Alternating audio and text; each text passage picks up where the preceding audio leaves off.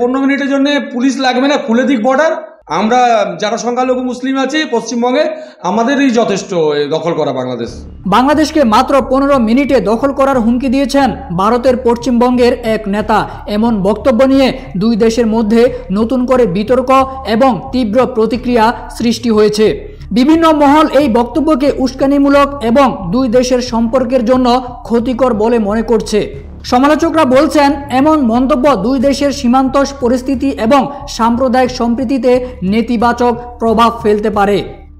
বাংলাদেশ দখল করা কোনো বড় ব্যাপার না। বাংলাদেশ আজকে একটা ছোট্ট রাষ্ট্র, যার জন্ম দিয়েছে ভারতবর্ষ। পশ্চিমবঙ্গের মালদা জেলার তৃণমূল কংগ্রেসের সংখ্যালঘু সেলের সভাপতি টিঙ্কুর রহমান বিশ্বাস বলেন, বর্ডার 15 মিনিটের জন্য খুলে দিন, বাংলাদেশ দখল করে নিতে আমাদের কোনো বাহিনী লাগবে না। তার এই বক্তব্য মুহূর্তেই সামাজিক যোগাযোগ মাধ্যমে ভাইরাল হয়ে পড়ে। যে নিজের জাতির পিতাকে চেনে না, মূর্তি ভাঙে, তাদের কাছ থেকে আর কি আশা করতে হবে?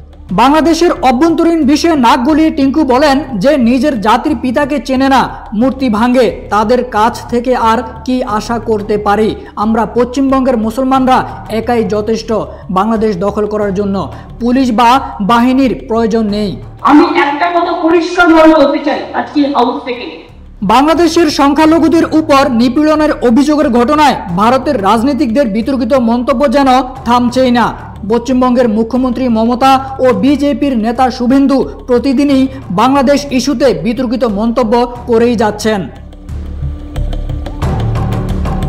মমতা আবারও বাংলাদেশ ইস্যুতে বিতর্কিত বক্তব্য দিয়ে মোদী সরকারের প্রতি আহ্বান জানান বাংলাদেশের সংখ্যালঘুদের সুরক্ষা দিতে এবং যারা ভারতে ফিরে আসতে চান তাদেরকে ফিরিয়ে দিতে।